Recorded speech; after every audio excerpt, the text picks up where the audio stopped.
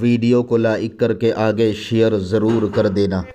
ایک ماحول بنایا جاتا ہے، ماحول کریٹ کیا جاتا ہے، اور ماحول کے بعد پھر اس امت کو تباہ کرنے کی کوشش کی جاتی ہے۔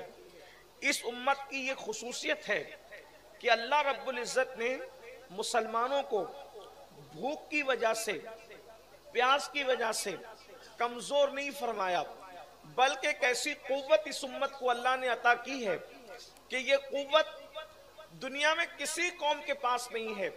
بڑی بڑی ایٹمی طاقتیں لوگوں کے پاس ہو سکتی ہے، لیکن جو قوت مسلمانوں کے پاس ہے وہ قوت کسی کے پاس نہیں ہو سکتی۔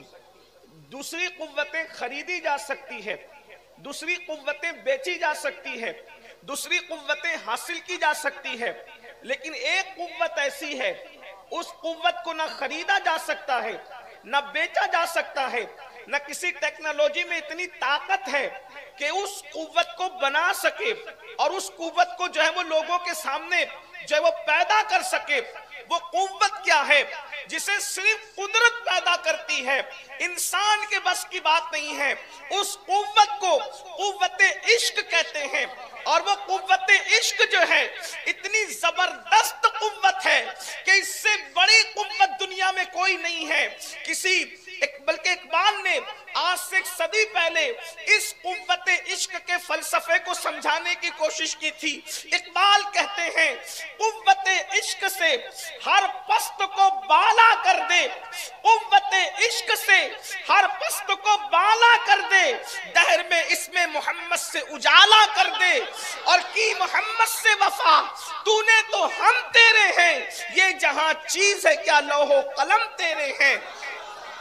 امت مسلمہ کے پاس جو قوت عشق ہے، اس سے بڑی قوت کسی کے پاس نہیں ہے۔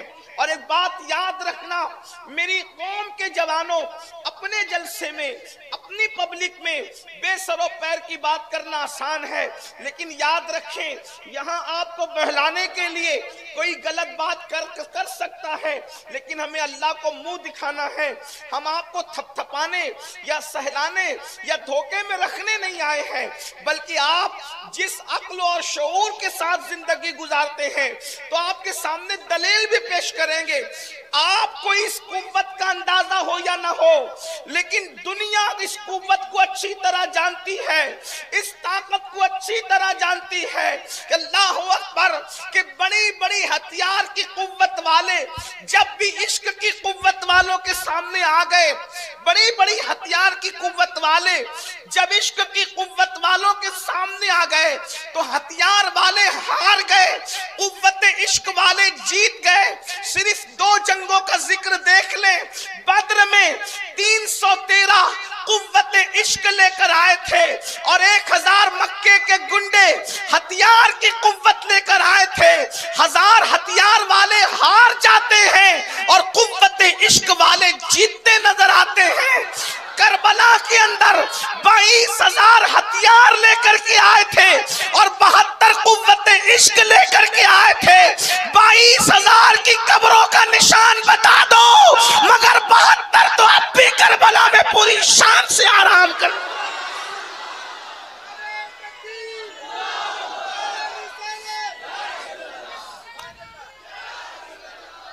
آپ کو اس قوت کا اندازہ ہو یا نہ ہو، دشمن اس قوت کا اندازہ اچھی طرح سے کرتا ہے، اور دشمن جب بھی تمہیں برباد، ہلاک اور تباہ کرنے کی کوشش کرتا ہے تو تم سے اسی قوت عشق کو چھیننے کی کوشش کرتا ہے۔ وہ جانتا ہے کہ ہتھیار جس کے پاس ہوگا، جب تک کہ ہتھیار نہ چھینا جائے ہم اس کو مار اور ختم نہیں کر سکتے۔ دنیا میں کوئی حکومت ایسی نہیں ہے جو ہر فرد کو ہتھیار دے سکے۔ اسلام وہ قوت دیتا ہے، قوت عشق۔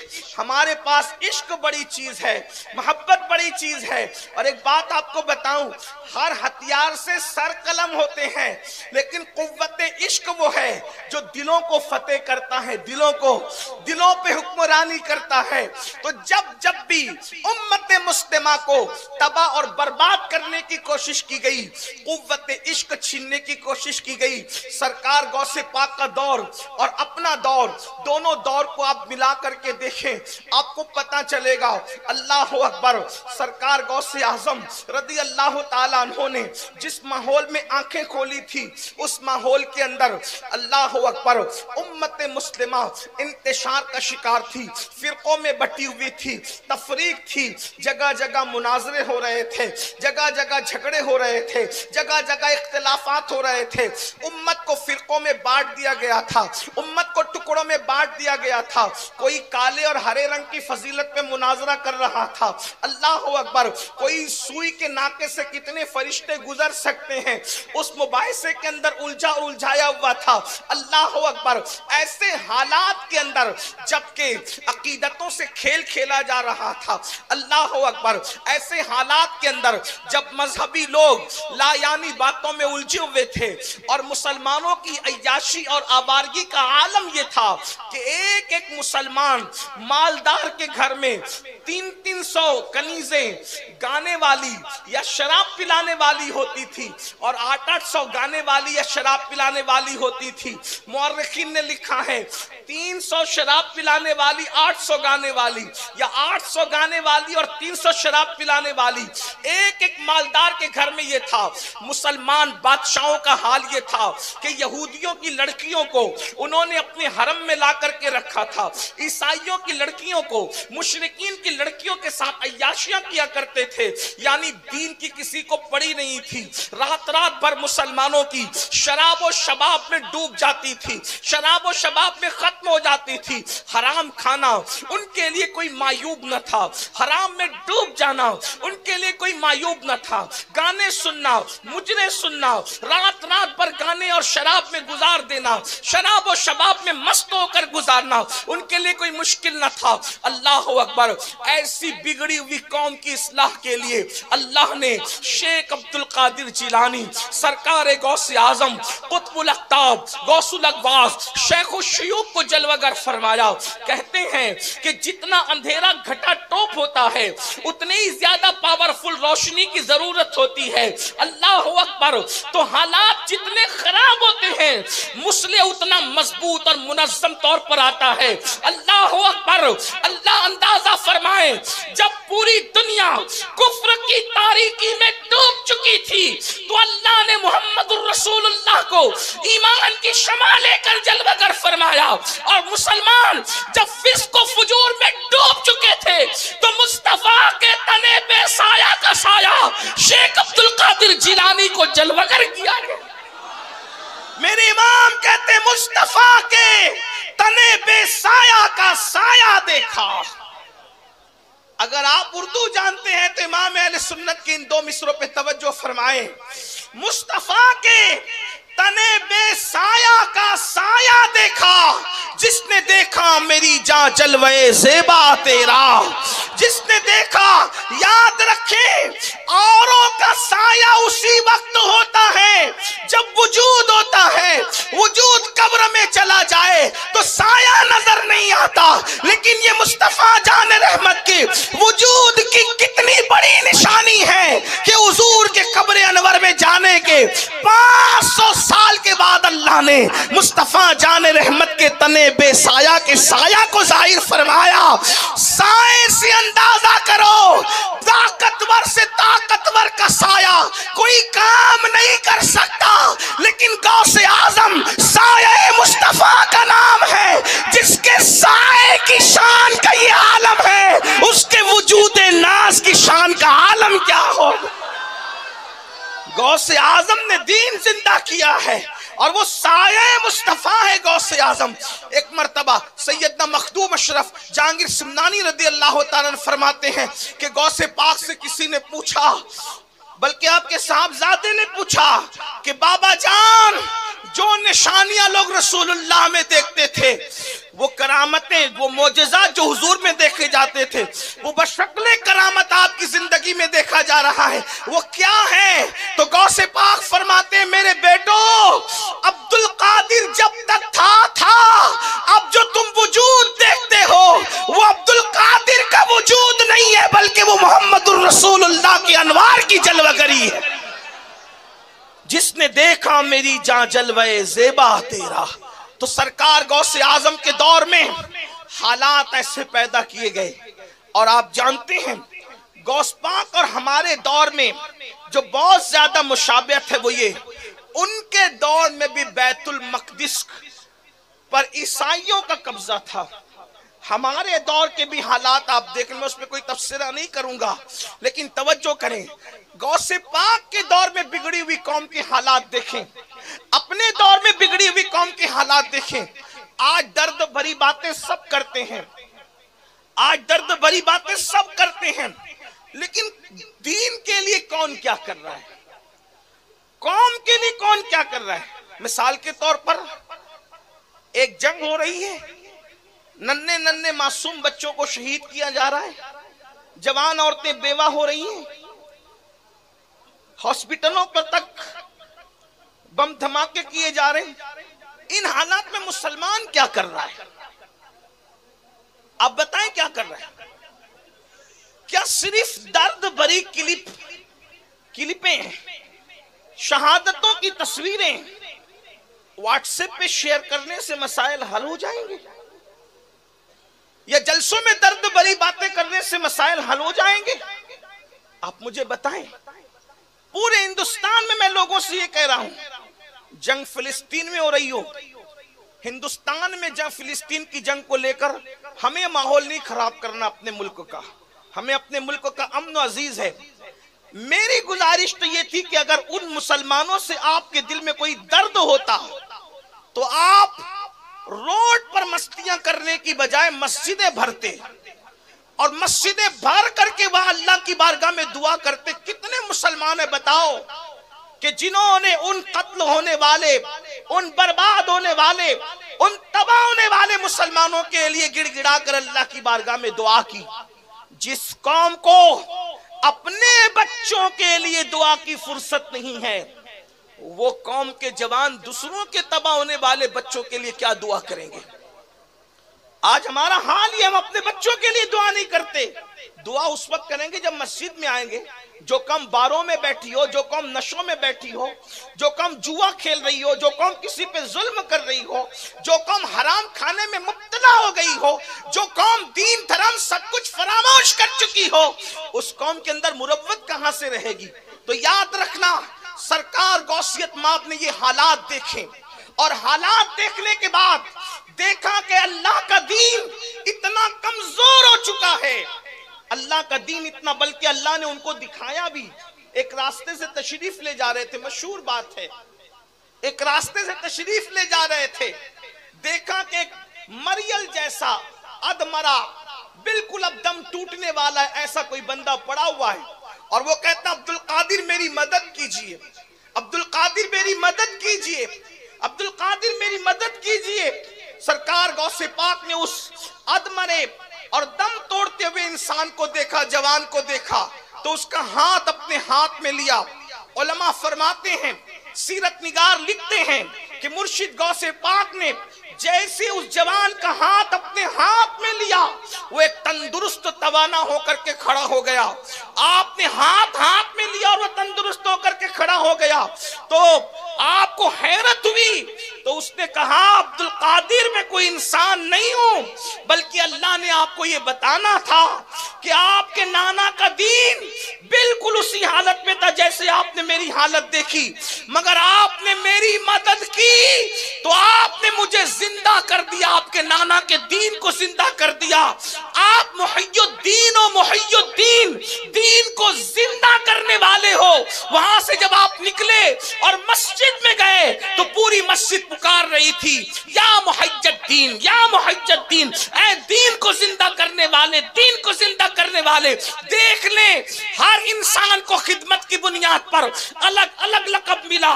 کسی کو امام اعظم کہا گیا، کسی کو مجدد کہا گیا، کسی کو مفسر کہا گیا، کسی کو کچھ کہا، کسی کو کچھ کہا، کسی کو کچھ کہا.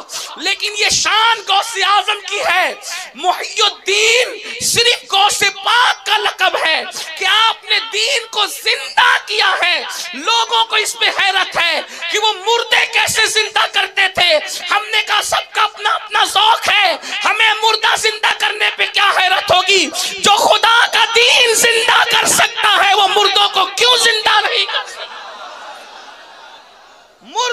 زندہ کرنے سے بڑی کرامت دین کو زندہ کرنا ہے، لیکن اس کے لیے غوث پاک نے محنت کتنی کی. آپ نے قوم کو قرآن و سنت کی طرف بلایا، آپ نے اللہ کے بندوں کو اللہ کی طرف بلایا. آپ نے واز کے ذریعے سے جو محنت کی ہے، آپ کی واز و نصیحت کی کل مدت جو ہے 40 سال کم و بیش بتائی جاتی ہے.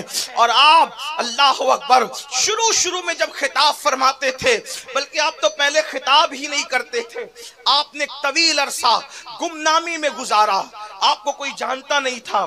غوث پاک فرماتے ہیں نہ میں بغداد والوں کو جانتا تھا، نہ بغداد والے مجھے جانتے تھے، بلکہ میں جنگلوں میں اللہ کی عبادتیں کرتا اور بھوک اور پیاس کی وجہ سے میں بے ہوش ہو کے زمین پہ گر پڑتا تو جنگلی لوگ یا شکاری لوگ یا لکڑہارے مجھے اٹھا کر کے لے جاتے اور مردہ سمجھ کر کے مجھے تختے پہ لٹا دیتے، اور جب غسل دینے کے لیے مجھ پہ پانی ڈالتے تو میں آنکھ کھول کر کے کہتا کیا کر رہے ہو؟ تو لوگ کہتے تو مر چکا تھا اجنبی. میں مستانہ وار نعرہ لگا کے نکل پڑتا. سرکار غوث پاک فرماتے ہیں اللہ کی عبادت میں نے اتنی مشقتیں جھیلی، جو تکلیفیں میں نے اٹھائی ہے، اگر وہ پہاڑ پہ ڈال دی جائے تو پہاڑ ریزہ ریزہ ہو جائے. یہ مرتبے یوں نہیں ملتے. آج مردہ زندہ کرنے کا شوق سب کو ہے، آج پانی پر چلنے کا شوق سب کو ہے، لیکن آپ سے پوچھتا ہوں جس قوم کا حال یہ ہو کہ جمعہ کی 14 رکعتیں پڑھنا بھی جن پہ بھاری پڑتی ہو، ان کو یہ مرتبے کیسے ملیں گے؟ ان کو یہ مقام کیسے ملیں گے؟ ان کو یہ عظمتیں کیسے ملے گی؟ یاد رکھنا یہ مرتبے یوں ہی نہیں ملا کرتے، بڑی محنتیں ہوتی ہے. تو سرکار غوثیت مآب، میں جلدی اپنی بات کی طرف آ رہا ہوں. سرکار غوثیت مآب نے پہلے تو گمنامے میں زندگی گزاری. خود فرماتے ہیں ایک مرتبہ رسول اللہ اور مولائے کائنات کی مجھے زیارت ہوئی. فرماتے میں نے حضور کو دیکھا، مولا علی کو دیکھا، تو اللہ کے رسول نے فرمایا عبد القادر میرے بیٹے تم خطاب کیوں نہیں کرتے، تم بیان کیوں نہیں کرتے؟ اس کی نانا جان میں اچمی ہوں. آپ کا تعلق گیلان سے تھا اور گیلان ایران کا ایک علاقہ ہے، تو عرض کے نانا جان میں اجمی ہوں، یہاں کے لوگ عربی ہیں، میں کیسے خطاب کروں؟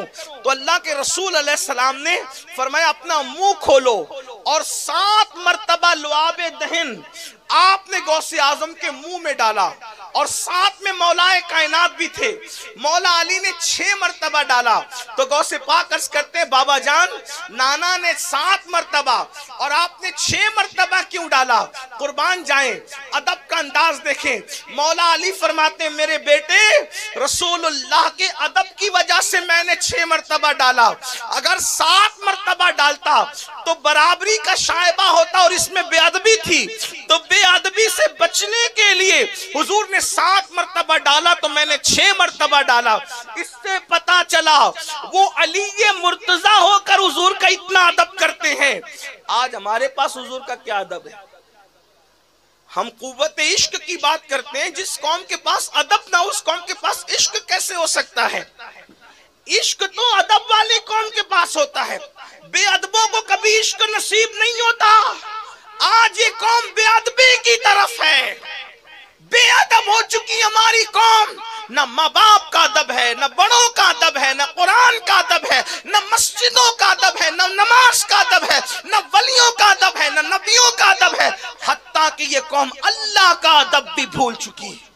وما قدر اللہ حق قدری، تم نے اللہ کی وہ قدر نہیں کی جو قدر کرنے کا حق تھا. جو قوم خدا کی بے ادب ہو جائے اس قوم کو تباہ ہی کیا جاتا ہے، اس قوم کو برباد ہی کیا جاتا ہے. آپ کہیں گے امین القادری تو کیسی بات کر رہا ہے، ہم اللہ کے بے ادب ہیں. میں نے کہا پھر کیا ہو، مجھے فلسفہ یا خود سمجھا دو یا سمجھ لو. اللہ کے بے ادب ہو، رسول اللہ کے بے ادب ہو، اور جان بوجھ کر نہیں لاشعوری طور پر کر رہے ہو. میں آپ کو گستاخ رسول کہنے نہیں آیا، آپ مجھ سے بڑے عاشق رسول ہیں، آپ مجھ سے بڑھ کر اللہ سے محبت کرتے ہیں، لیکن لاشعوری طور پر ہی صحیح کہیں نہ کہیں بے ادبی ہو رہی ہے. آپ کہیں گے وہ کیسے؟ صرف مجھے ایسا لگتا ہے کہ ٹائم پورا ہو رہا ہے، 10 منٹ میں نپٹوں گا، بات سمیٹ لوں گا. وقت کی گنجائش جتنی بس اتنی بات کریں گے، لیکن آپ توجہ کرنے چلیے اسی بات ختم کرتے ہیں کیا؟ اللہ کا ادب، رسول اللہ کا ادب یہ قوم بھول چکی، اسی لیے مٹ رہے ہیں، لٹ رہے ہیں۔ تمہارے گھر لوگوں کی عزت پر ہیں، طوفان کی عزت پر ہے، تباہیوں کی عزت پر ہے، ہواؤں کی عزت پر ہے۔ جس دن تم اللہ رسول کے بعد اب بنو قوت عشق پیدا کرو، کسی ماں نے ایسا لال پیدا نہیں کیا کہ تمہاری آنکھ میں آنکھ ڈال کر کے دیکھ سکے۔ اللہ کا ادب نہیں کرتے، رسول اللہ کا ادب نہیں کرتے۔ دلیل کیا ہے؟ جو مجھے سمجھ میں آتی وہ یہ، توجہ کرنا، بس بات ختم ہوتی ہے، خاص توجہ۔ اگر آپ کے ابا جی آپ کو دیکھ رہے ہیں، اگر سب کی توجہ ہے تو بات ختم کرتے کرتے میرے دل کا درد ہے، میں کوئی خطیب ادیب آدمی نہیں، ٹوٹے پھوٹے جملے لے کر آپ کے دروازے دل پر اپنے دل کا درد انڈیلنا چاہتا ہوں۔ بس اللہ کرے کسی کے دل میں بات اترے اور کسی کی زندگی بدل جائے تو میرا آنا، آپ کا آنا، ہم سب کا آنا کامیاب۔ اگر ابا جی دیکھ رہے ہیں اور باپ کا ادب دل میں موجود ہے، توجہ، اگر باپ کا ادب دل میں موجود ہے اور ابا دیکھ رہے ہیں، آپ کو پتا ہے کہ ابا دیکھ رہے ہیں، اور آپ کے ہاتھ میں سگریٹ ہے، سگریٹ پیو گے ابا دیکھ رہے ہیں تو آپ کی اپنی طبیعت سے جواب دے۔ مجھے کوئی زبردستی نہیں جواب دینا ہے تو کوئی بات نہیں، لیکن صرف اتنا سن لے، اپنے ضمیر کی عدالت میں خود کو کھڑا کر کے اپنے آپ سے پوچھو۔ بہت عدالتوں کے دروازے کھٹکھٹائے، کچہریوں کے دروازے کھٹکھٹائے، کبھی اپنی ضمیر کی عدالت میں کھڑے ہو کر اپنے آپ کے خلاف مقدمہ کرو نا، پوچھو۔ اگر باپ دیکھ رہا ہے اور باپ کا سچا ادب تمہارے دل میں ہے تو تم اس کے سامنے سگریٹ نہیں پیتے۔ باپ دیکھ رہا ہو تو اس کے سامنے سگریٹ نہیں پیتے، باپ دیکھ رہا ہو اس کے سامنے کسی لڑکی کو نہیں چھیڑتے، باپ دیکھ رہا ہو باپ کے ناپسندیدہ کام نہیں کرتے۔ اگر باپ دیکھے تو سگریٹ نہیں پیتے اور اللہ دیکھ رہا ہے، پھر کس منہ سے زنا کرتے ہو؟ اللہ دیکھ رہا ہے، رات کے 3-4 بجے تک نرم گدوں پہ لیٹ کر کس منہ سے گندی فلمیں دیکھتے ہو؟ اللہ دیکھ رہا ہے۔ اگر آپ کا یہ عقیدہ ہے کہ اللہ نہیں دیکھ رہا ہے، پھر آپ سب کچھ ہو، مسلمان نہیں ہو سکتے۔ اور اللہ دیکھ رہا ہے تو باپ کے دیکھنے پہ سگریٹ چھوڑ دی، باپ کے دیکھنے پہ لڑکی کی طرف نظر نہیں ڈالی، اللہ تو ہر وقت دیکھ رہا ہے۔ اللہ فرماتا ہے ان اللہ کان علیکم رقیبا۔ ویڈیو اگر اچھا لگا ہو تو لائک کر کے آگے شیئر ضرور کر دینا۔ اللہ رب العزت اس کا صلہ، اس کا ثواب آپ کو ضرور عطا فرمائے گا، اور اپنے دوستوں سے اس چینل کو ضرور سبسکرائب کرائیے گا تاکہ وہ لوگ بھی جو ہے دینی معلومات حاصل کر سکیں۔ اللہ حافظ۔ السلام علیکم ورحمۃ اللہ تعالی وبرکاتہ۔